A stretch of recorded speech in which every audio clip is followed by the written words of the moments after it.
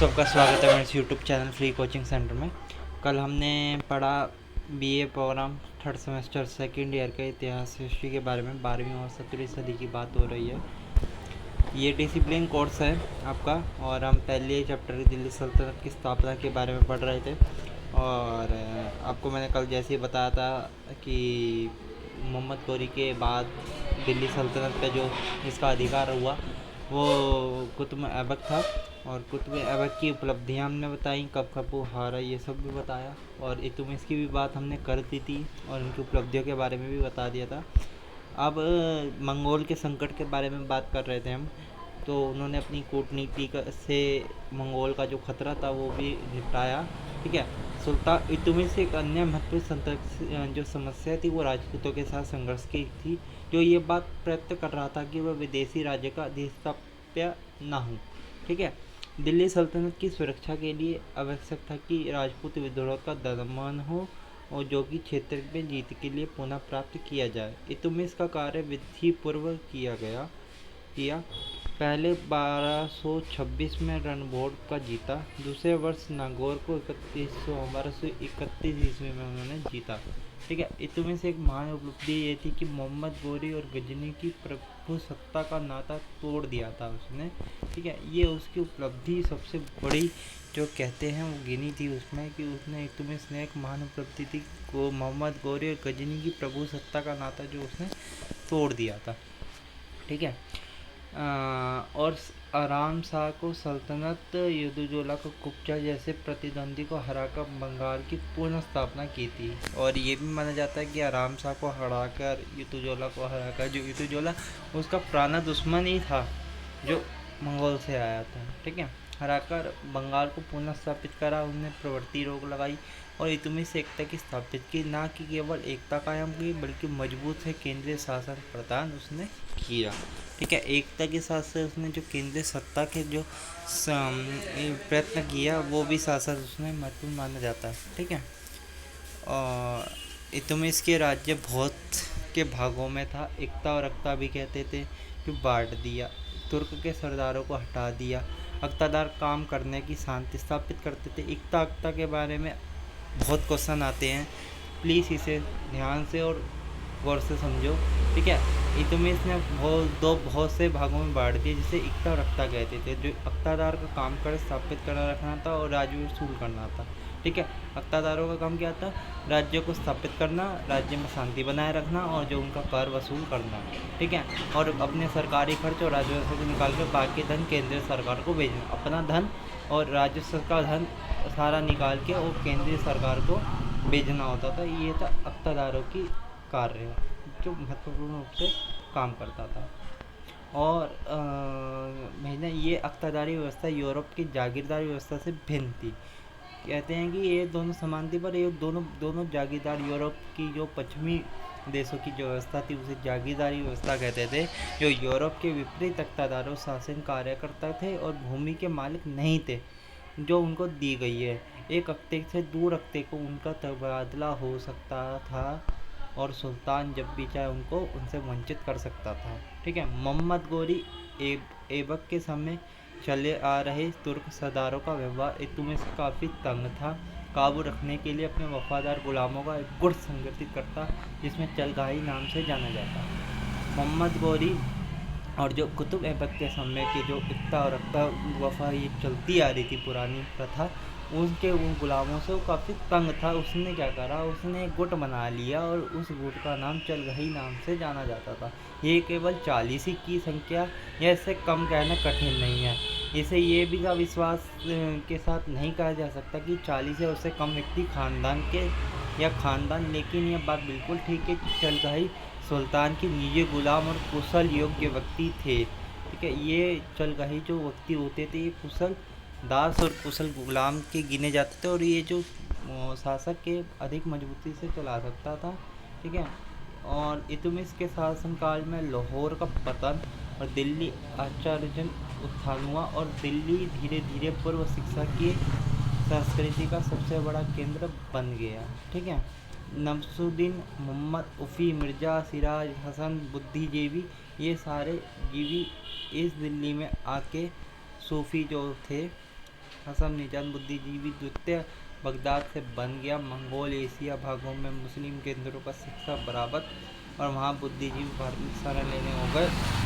इन सब को दिल्ली की शोभा बढ़ाई।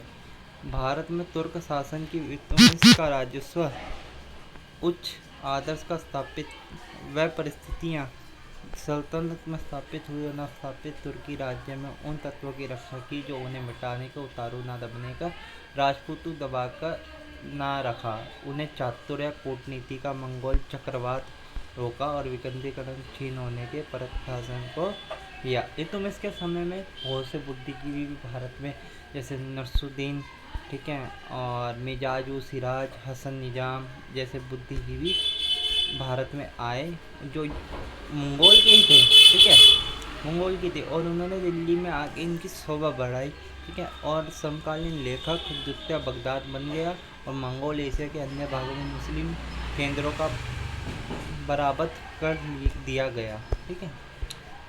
अब बात करें जाए गयासुद्दीन बलबन, जो 1266 से 1286 तक इसने दिल्ली में सल्तनत का शासन किया। आइए बात करते हैं गयासुद्दीन बलबन की। सुल्तान इल्तुतमिश और सुल्तान गयासुद्दीन बलबन के शासनकाल के मध्य 30 वर्षों का अंतराल था, ठीक है। 30 वर्षों का इसलिए रहा और उसमें क्या रहा अंतराल, इस अंतराल को हम जानेंगे। इस काल में कई शासक दिल्ली की गद्दी में बैठे, ठीक है। 30 साल में ऐसा नहीं कि कोई शासन बैठा, पर जो इतिहासकार लिखते हैं वो 30 साल में ये जो शासनों ने जो करा वो कुछ ज़्यादा महत्वपूर्ण घटना नहीं करी जितना गयासुद्दीन बलबन और उसके आगे वाले शासकों के बारे में करी हो, ठीक है। जैसे रुकनुद्दीन फिरोज, रजिया, बहरमशाह, अलाउद्दीन मसूद, नसरुद्दीन मोहम्मद, जिनके अल्पकालीन शासन था, मतलब इनका जो शासन था अल्पकालीन 5-5, 10-10, 2-2, 1-1 साल का रहा होगा, ठीक है। चलगाही दल के मध्य संघर्ष चला, बराबर चलगाही दल हावी हुआ। अंत संघर्ष में सुल्तान ने शक्तियाँ कम हो गई। इसी दल का नेता उल सुल्तान बलबन के नाम से 1266 में अपना नाम प्रारंभ करके मध्यकाल के प्रसिद्ध इतिहासकार, उस समय इतिहासकार बन्नी बहुत मशहूर हुए, उन्होंने बहुत चीज़ें लिखी गयासुद्दीन बलबन के बारे में। वो इस प्रकार लिखते हैं कि सुल्तान गयासुद्दीन बलबन दिल्ली की सियासत पर विराजमान हुआ तो प्राचीन राजाओं के अनेक अधिनियमों का अनुसरण करते हुए ईरान के सम्राटों के भांति अपना राज्यसभा सुशोभित किया। वह अपने मित्रों और संबंधियों के देश की प्रतिष्ठा और सम्मान को प्रदान किया और पुत्र और सरदारों को उच्च पद दिए और बड़े बड़े इक्के प्रदान किए, ठीक है। इक्के आपको मैंने बता ही दिए, जो शासन व्यवस्था को दिए जाते थे इनाम के तौर पे, ज़मीन जायदाद ये सब, ठीक है। बलबन के सुल्तान बने रहने के लिए दो मुख्य खतरा हो सकता था। जब तक इल्तुतमिश वंशज रहते उसका सुल्तान दावा कभी कमज़ोर ना पड़ सका। इसलिए इल्तुतमिश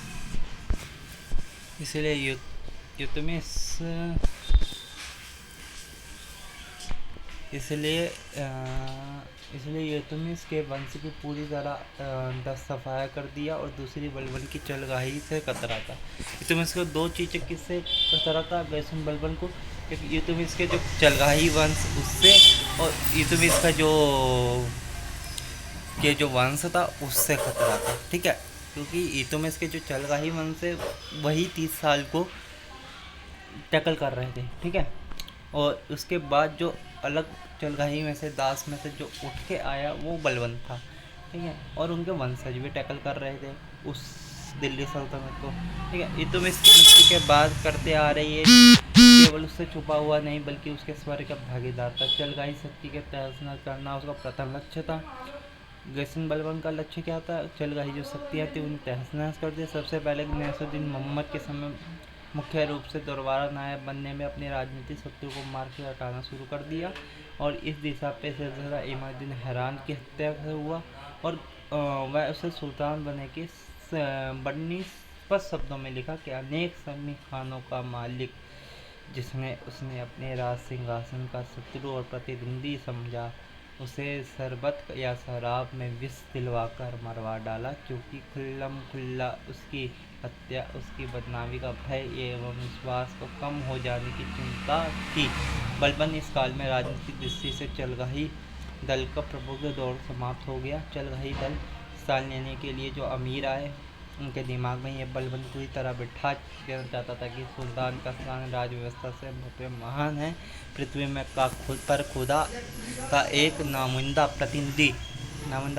प्रतिनिधि को, ठीक है, होने का कारण ये नहीं कि ये व्यवस्था से बड़ा हो, बल्कि उसमें सामने किसी का कथन या कदम के लिए उतरता नहीं। राज्यसभा में दैविक सिद्धांत इसलिए प्रयोग में लाया गया क्योंकि पूर्ण रूप से अमीरों के बसे अपने बस में रखना चाहता था। केवल दमन और पकड़ का सहारा लेकर सुल्तान हैरियत या प्रतिष्ठा नहीं करनी थी। दरबार में ठट्ठ मार के हंसने की हिम्मत नहीं होती थी। दरबार में उठने बैठने मतलब एकदम उसके रूल, एकदम डिसिप्लिन एकदम हावी थे उस समय के, और उसने वही चीज़ें करी जो एक डिसिप्लिन एकदम सख्त राजा जो करता है। तो आप पढ़ोगे औरंगजेब के समय भी ऐसा शासन रहा, ठीक है।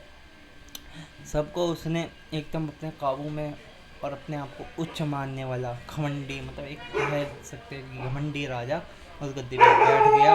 उसका पूरी तरह पालन किया। दरबार में अमीर स्थानीय सरदार पायबस सिजदा की रस्म अदा करनी पड़ती, मतलब पायबस पैर को चूमना, सिजदा मतलब ज़मीन के माथे में रखना, नमाज सिजदा करना, नमाज विधि, मतलब उसने अमीरों को भी ये चीज़ें ला दी, ठीक है। वो गुलाम और गरीबों के किसानों के साथ तो होती थी, पर उसने अमीरों को भी इतना कर दिया कि बाहर से भी जो आएगा सिजदा या पायबस उसके सामने करेगा। संक्षिप्त में बढ़ने के शब्द संक्षिप्त में पेश किया जा सकता है कि सुल्तान बलबन 20 वर्ष के राज्यकाल में बादशाही की प्रतिष्ठा एवं ऐश्वर्य का वैभव समान एक प्रकार की रक्षा उससे अधिक कोई अन्य नहीं कर सकता। अनुशासन की रक्षा एक सीमा से बढ़कर किया। उसने फरमाइशों बैठने की व्यवस्था करने वाले सुल्तानों के हाथ दस्तार, मुँह धुलाने वाले ख्वाजा हिजड़े नीच उनके कर्मचारी के लिए एकांत के लिए उनकी सेवा करते थे, कड़े नियम बना दिए। आगे चलकर बन्नी लिखता है कि उसने अपने जानने वालों का दूसरों को सम्मुख कोई ऐसा कार्य या कोई बातचीत जिसके कारण बादशाही व समाज में किसी प्रकार धक्का पहुंचता है। इन सारे नियमों को शिष्टाचार के पीछे उसका उद्देश्य यही था कि अमीर और सरदारों का हृदय का आतंक बिठा देना चाहता था। वह भयभीत होकर निष्ठुरता के सामने हमेशा झुक जाए और लक्ष्य की सफलता और सुल्तान की शिक्षा के प्रतीक बन जाए। अब तक वीडियो में हमने 12 मिनट की हो चुकी है, तो कंक्लूजन में पहुंचूं तो हमने बरगैसी बलबन के बारे में अभी जितना जाना कि उसका शासनकाल एक डिसिप्लिन एकदम अनुशासन पे बीता, क्या, और इल्तुतमिश के जो 30 वर्ष के बाद जो शासन व्यवस्था लाने पे कामयाब हो चुका या नहीं हो चुका हम कल की वीडियो में देखेंगे, ठीक है। उनके विद्रोह के बारे में, उनके जो समय में हुए बलबन वैसे विद्रोह, बलबन के जो रहते शासनकाल में कौन कौन से विद्रोह हुए वो हम पढ़ेंगे कल, ठीक है। और इसी के साथ आगे नेक्स्ट आने वाली वीडियो में बलबन के मंगोल नीति की प्रक्रिया, क्योंकि साधारण की बात की मंगोल उस समय हावी थे दिल्ली सल्तनत में राज करने के लिए, और जलालुद्दीन खिलजी के बारे में हम कल की वीडियो में अलाउद्दीन खिलजी के बारे में, जलालुद्दीन खिलजी पहले आया, उनके बारे में पढ़ेंगे। कंक्लूजन निकाला जाए तो बलबन का शासनकाल एक डिसिप्लिन एकदम हर निपुण चीज़ों को, मतलब उसका आतंक भी था कि वो अमीर सरदारों को अपने ऊपर हावी नहीं होना चाहता था।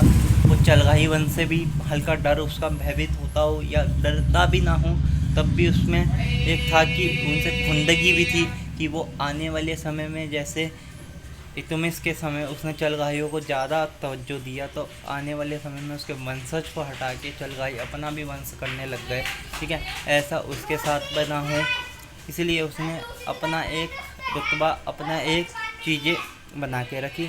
आइए अब कल हम देखेंगे क्या क्या इसमें चीज़ें हुई। Thank you very much.